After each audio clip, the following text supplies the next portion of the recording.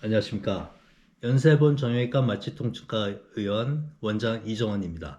오늘은 손에 생기는 관절염에 대해서 한번 알아보도록 하겠는데요.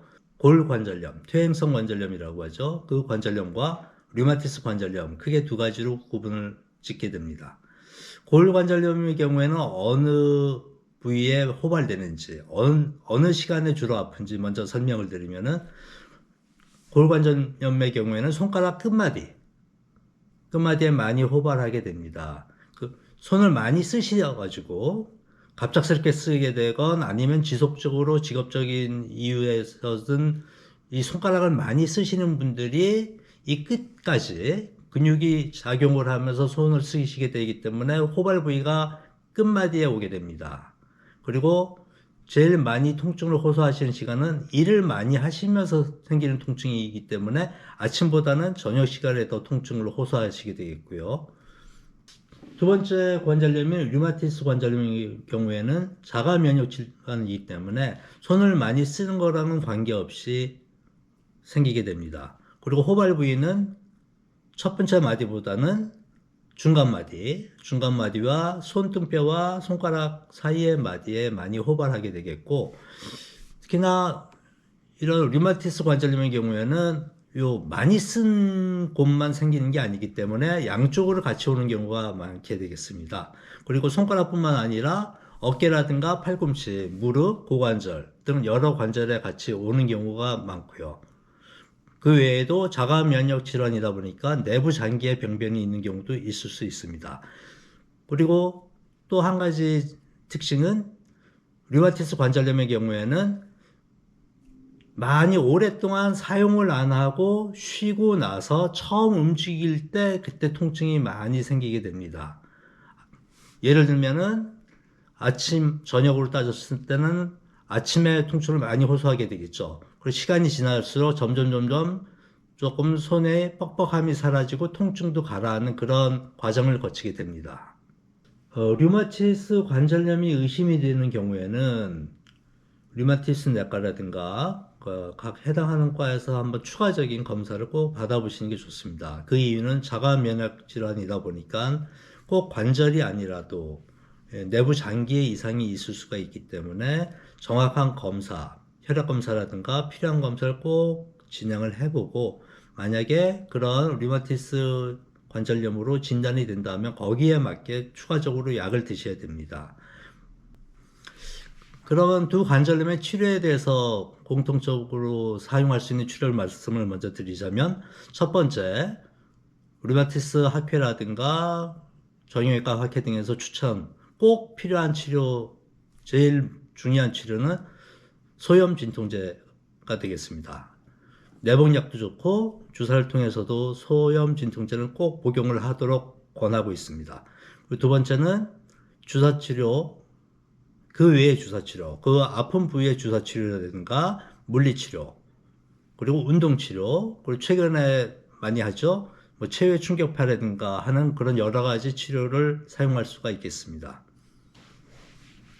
운동치료가 상당히 도움이 될 수가 있습니다. 두 관절염, 공이 운동치료가 도움이 될 수 있는데, 미국의 유수 의료기관인 메이오 클리닉에서 권장하는 운동치료가 있어서 여러분께 한번 설명을 드리겠습니다. 자, 제 손을 봐주시고요. 지금 저 같은 경우는 관절염이 없는 상태니까 이게 잘 되거든요. 그렇지만 이 손가락에 관절염이 생기신 분들은 이 관절 마디에 변형도 오고 통증도 심하고 하기 때문에 이런 것들이 상당히 힘드십니다. 그래서 특히 류마티스 같은 경우는 아침에 퉁퉁 붓고 하기 때문에 아침에 손 움직임이 상당히 힘들고 통증이 심하신 경우가 있는데, 이런 운동 치료를 통해서 한번 그런 통증을 많이 제어를 할 수가 있고 호전에 도움이 될 수가 있습니다. 그럼 간단하게 제가 한번 설명을 해 드리겠는데, 자, 한번 자세히 한번 보시고요. 손은 여기 엄지손가락 보이시죠? 엄지손가락을 여기 새끼손가락 이쪽으로 계속 이 방법을 한번 써보세요. 제일 먼저 이게 잘 되는지 해서 이런 방향으로 운동을 해주시면 되겠고요. 그리고 이런 식으로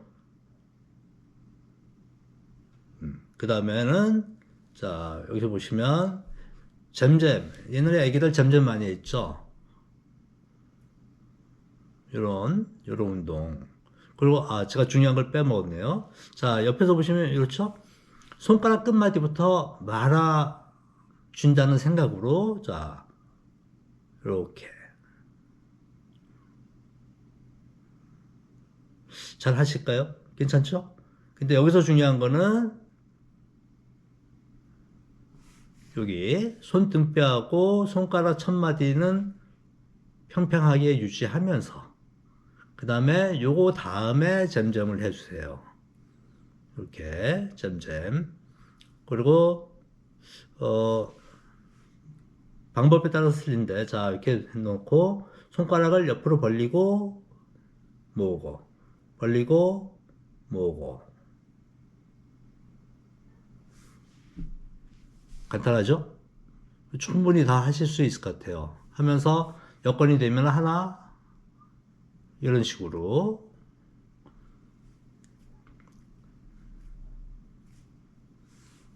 누구나 다 하실 수 있을 것 같아요. 근데 이게 만약에 너무 아프거나 변형이 많이 오면은, 지금 저는 괜찮은데 그런 증상을 가지신 분들은 이게 잘 안 돼요.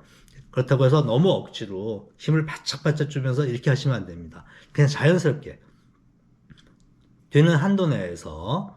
이게 안 된다? 실망하지 마시고요. 되는 데까지만. 되는 데까지. 그리고 이거 잘 안 된다? 되는 데까지. 너무 용을 쓰고서 하시면 안 돼요. 너무 억지로 불편감을 느끼실 정도로 억지로 하시면 안 되고, 편하게 그냥 하세요. 되는 데까지. 이게 하루 이틀 사이에 이게 해결이 되는 문제가 아니기 때문에, 얼마나 자주, 얼마나 열심히 하시냐에 따라 가지고 나도 모르게 점점 좋아지실 거예요. 거기에 믿음을 가지고 하시면 될 것 같아요. 처음에 안 된다고 너무 포기하지 마시고요. 역시 소염 진통제도 마찬가지입니다. 처음에 며칠 드셔보셔가지고 통증이 전혀 호전이 없다고 실망하지 마시고 꾸준히 드셔야 돼요. 꾸준히 드시고, 이런 운동 치료 꾸준히 집에서, 이런 방법은 아마도 크게 어렵지 않게 하실 수가 있을 것 같아요. 그리고 또 한 가지 또 팁을 드리자면은, 아침에 이런 관절들이 뻑뻑하고 힘든 상황에서 따뜻한 물에, 온수에 손을 집어넣고, 이렇게 여러 가지 이런 근육들이 있거든요. 근육하고 요 마디 사이에도 근육이 있고, 마사지를 자주 해주시면 좋을 것 같아요. 그러면서 지금 말씀드린 운동 치료 하면은 훨씬 더 편하게 생활하실 수가 있습니다. 네, 오늘은 손에 생기는 관절염에 대해서 간단하게 알아봤는데요. 날씨가 추울수록 이런 관절의 근육 같은 게 경직이 더 되기 때문에, 이곳이 불편하신 분들은 겨울철에 더 심하게 통증이라든가 불편감을 느끼실 수가 있습니다. 항상 따뜻하게 손을 유지하시는 게 중요하고, 조금 전에 말씀드린 그런 운동 치료 꼭 잊지 말고 해주시고요. 다음에 건강한 모습으로 다시 뵙겠습니다. 감사합니다. 자, 처음입니다. 엄지가 새끼손가락. 자,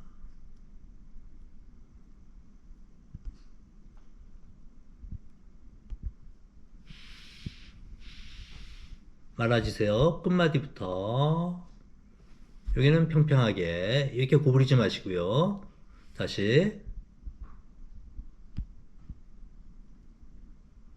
자, 그 다음에 잼잼. 너무 힘주지 마시고요. 되는 데까지만. 자, 그리고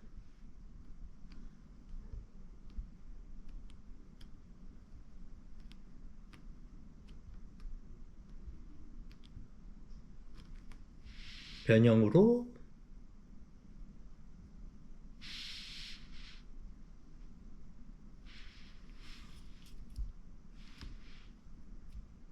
다들 잘 하실 수 있겠죠? 잊지 말고 해주세요.